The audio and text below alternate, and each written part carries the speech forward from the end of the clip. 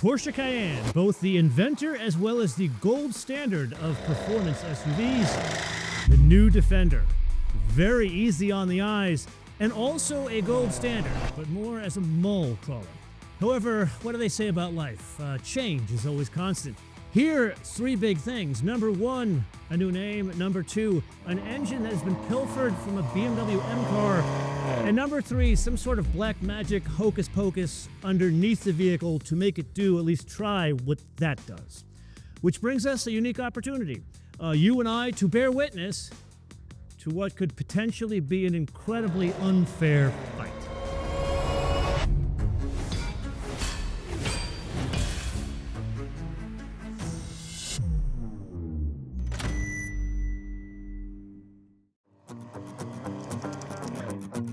So as we kick off this battle of the North Sea, we unfortunately start with the bad news. What you're looking at, 5,950 pounds, or depending on how you express your weights and measures, 2,698 kilograms. Put another way, that is over 900 pounds heavier than the standard flavor of Defender 110. So we should really give this some more advantage. Let's go into the full-fat Octa mode, and you go through this fantastic UX system. But first you have to change it, the tires in the off-road system, for light load mode, which I already did. With that, bist du fertig? Ich auch. Oh my god, the squat, holy crap! Granted, I haven't experienced squat like that since I've driven like my mother's 1974 Buick. This is quick, but it doesn't have a personality of a fast car.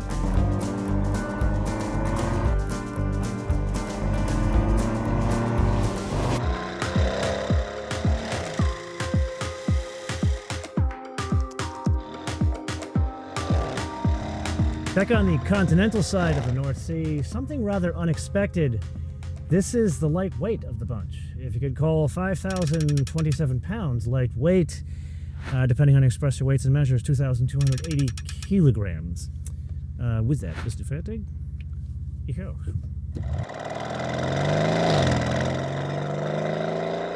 A little bit of a delay there, but oh my god, 4,500 RPM. That is the difference between a GTS and a Turbo S Cayenne. God, this feels fast. This is magnificent. Like, immediately from behind the wheel of this thing, the personalities are so different. I know this is going to sound a bit unfair. This feels like a very big 911, where that Defender feels like a tractor.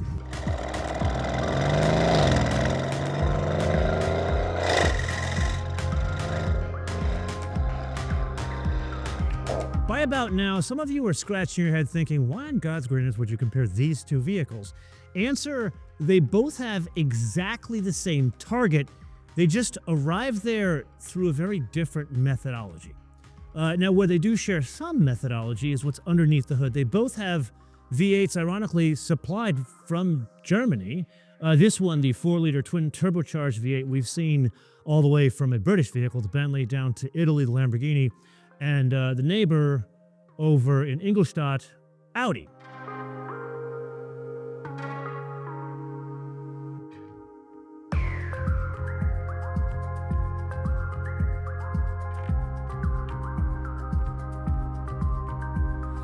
That is the same engine that is basically used in an X5 and an X6M. But what about like the 4x4 system? Not suspension, like getting the power to all four wheels. That has nothing to do with BMW. That's all like the Land Rover off-roady 4x4 bits.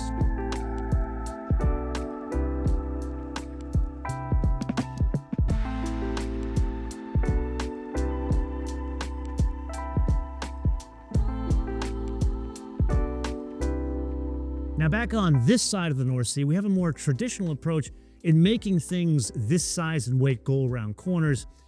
And it's comprised of a very expensive, very complex, and probably adds to the overall weight of the vehicle, which makes the problem bigger, air ride suspension. This one, a 2-chamber air ride.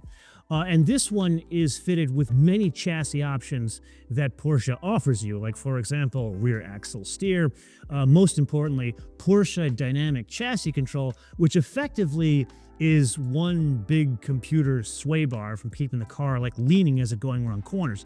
That's why this really is the gold standard of driving these things.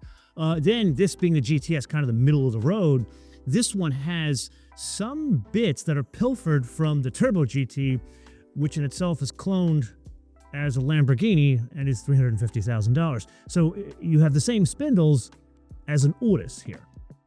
And so we arrive at the biggest division between church and state in this battle across the North Sea, and that would be everything to do with what's underneath this vehicle, and more accurately, what's not underneath this vehicle. You see, it's not high-tech like the Porsche. This is middle tech. This is a hydraulic suspension. They call it the 6D suspension, six-dimensional suspension. So they're trying to control all planes of motion, all three axes of rotation. And they do that by having the hydraulic dampers talk to each other through two computers. But more importantly, there are no anti-roll bars. So like the active roll stabilization, those complex systems we see in like BMW M cars like the X5M or AMG or the Porsche, you don't have that here. It's all being accomplished through the hydraulic dampers. So the engineers in the Midlands will tell you, oh my God, it's lighter weight. 8 kilograms lighter, the vehicle that weighs 6,000 pounds. That's the laughable part. But here's where I think they're really going with this. By having less parts, less moving parts, makes this complex suspension potentially more reliable. Okay, so hopefully we're all clear on the chalk talk, which means we are going to test this two different ways. We're going to go into dynamic mode, not OCTA. So changes the throttle mapping, suspension, all that kind of stuff, but not to the full fat mode. Now, before we do this, I need to give you some more limitations. This is a Defender that is almost 3 inches wider, and it sits 1.1 inches taller, and it has 33-inch tall tires with that. Okay, oh my God, in this mode, it lifts more off the front. It almost feels like a 911 in the front of this car when you're in dynamic mode. Pushing it around corners, something's very different. So this, have we talked about stability control and traction control? What this does, obviously working with this 6D suspension, it's trying to keep you from killing yourself. And what it does is it intervenes at lower levels. So it doesn't give you a longer leash to push the vehicle around corners in this mode. So this 6D suspension feels almost like one-dimensional.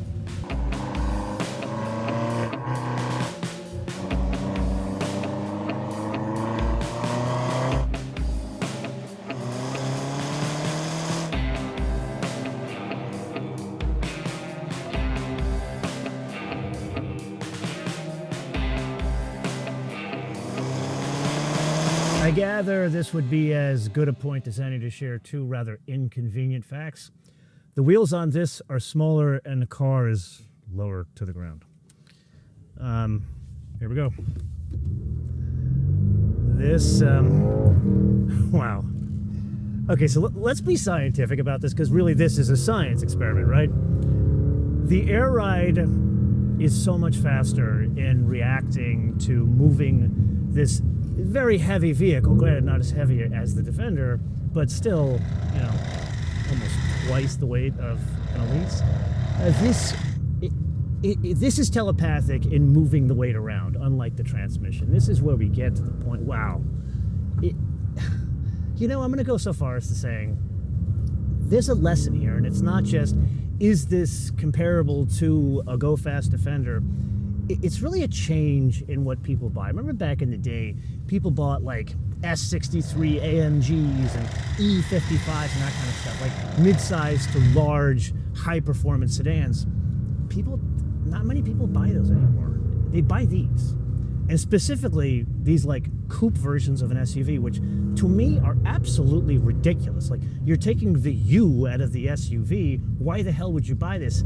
And I kind of get it. You get the performance of the aforementioned like S63 and E55, but it sits taller. It's more comfortable for, let's be honest, the people that buy these things, they're a bit older because they got some money, and there's some utility in the back. So going back to the point of today's discussion, of course, from a driving dynamics perspective, even like ride quality is significantly better than that Defender. It doesn't have the rawness of the Defender. The Defender, there's something about it that's so like tribal. This, it's definitely more precision.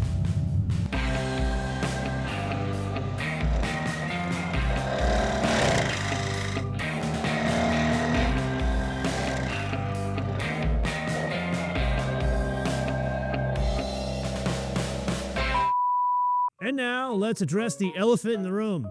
I am certain there are like 5 of you that are saying, oh my God, why the hell don't you take it off-road? To you, I answer your question with a question. How many people do you know that buy a $170,000 SUV and take it off-roading, rock crawling, anything but a trailhead to a beach hike?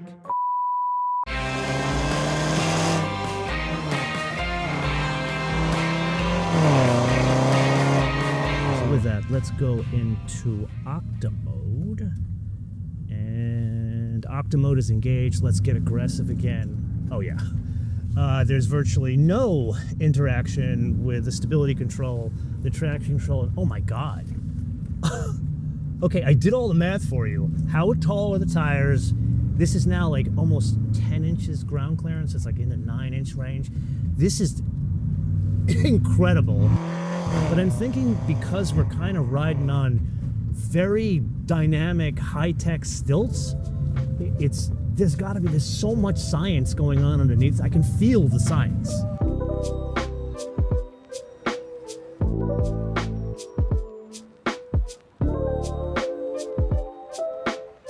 Now it's here we arrive at a point I never expected to be ever in my life. The Porsche is the cheap seats of this little comparison. Yes, $134,600 for a Cayenne Coupe GTS. Put another way, that's kind of like the upper middle end of the Cayenne world. But of course, there's always a catch. Here, there's 16 of them, 16 options, that total, built in, $41,600. Rather than go through all of them, let's go through the ones that stand out. You need chassis options with a Porsche. I don't care what it is, this or a 911. Here you got 2 or 3 chassis options, basically rear-wheel steer, PDCC. That's about $5,000. Then, of course, you need the lightweight package. This is the carbon fiber roof, some bits on the inside, and that's stunning. Oh, the Pepita seats. That is magnificent. It better be for an additional $11,000 to save. You ready for this? Like £5. Then the shipping people, they want a word with you. $2,350 for destination handling, not Van Deutschland, rather Bratislava. Then we go to the full retail price of $173,820, and you thought this would be cheaper. This one, you need to sit down for this. Yeah, it's got a BMW M-Power V8, it's got flash suspension, bigger brakes, 33-inch tires, fancy interior, $167,800. But here's the good news. There are only 2 options fitted to this vehicle. One is $75, that's the emergency pack. And then the next one is only $700, but it's more telling of what Land Rover feels these are destined to be used for. You have to pay an additional $700 for a tow hook. So I'll let you kind of compute what that means. Then $1,625 for the destination handling from Nitra, Slovakia, and Entschuldigung for the pronunciation, which brings us to $170,200 for a Defender.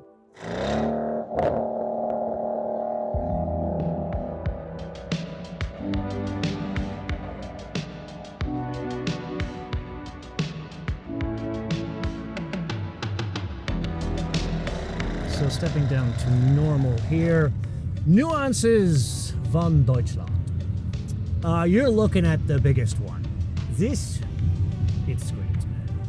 people who want screens, they don't buy Cayennes. They don't buy AMGs. You know what they buy? They buy Rivians. They buy Teslas. They're like the three people that buy the very good but incredibly expensive Escalade IQ.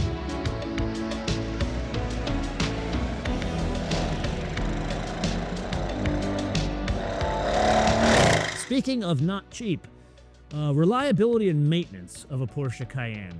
For the most part, these are reliable with a couple of asterisks there. There's been a couple like teething problems when this generation came out, but sorted for the most part. One must completely understand, though, when one is buying an 8-cylinder Cayenne, the parts are punishingly expensive.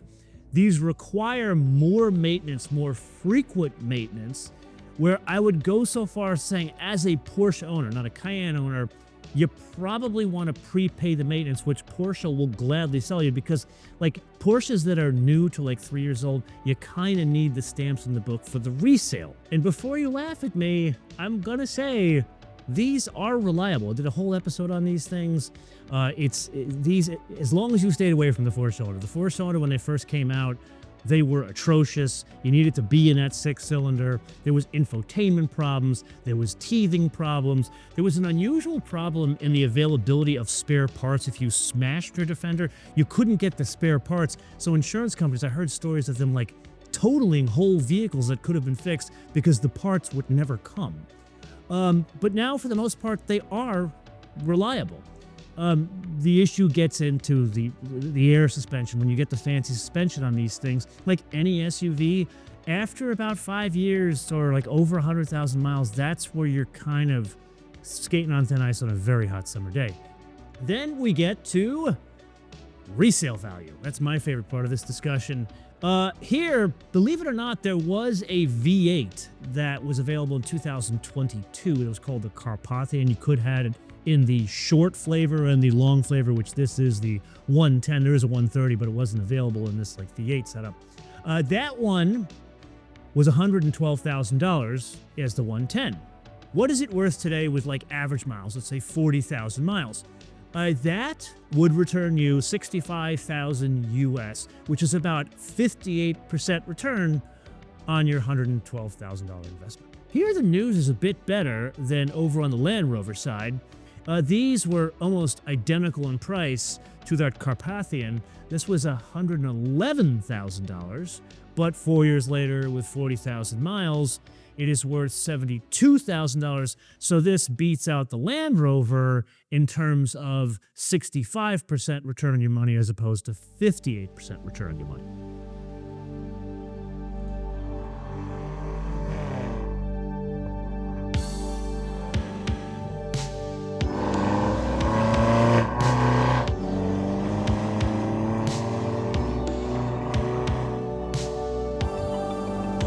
Thought luxury is saving time. It's efficiency. You don't have to think about things. And here, I can't believe I continue to say this, but Land Rover, Range Rover, they kind of have the best UX going. Like that Porsche, it's a train wreck of screens.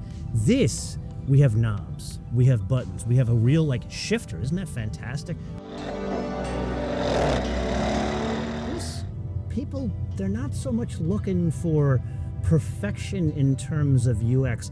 They're looking for pageantry. Remember the 2009 Panamera and then the Cayenne around that time? They had a plethora of buttons. It looked like the cockpit of like a 787, even up here. At this price point, follow the Defender and do more playfulness.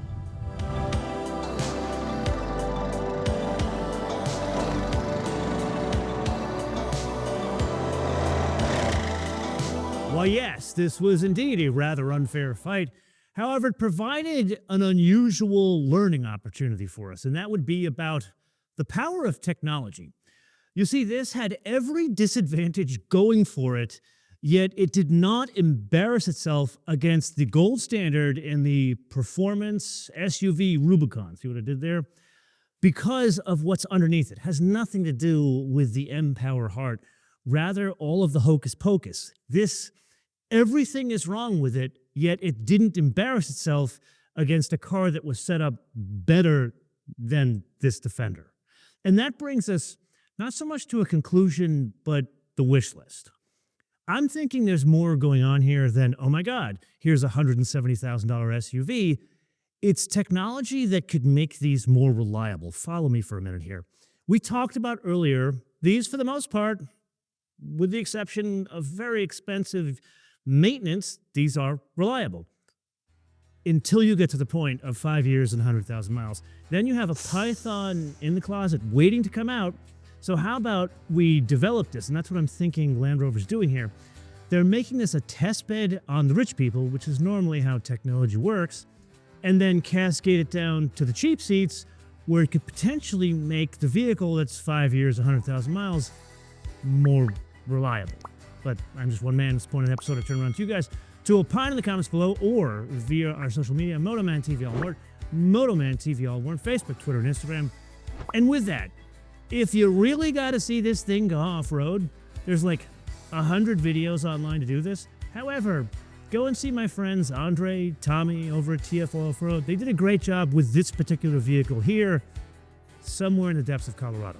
Until I see you in the next episode, bis später.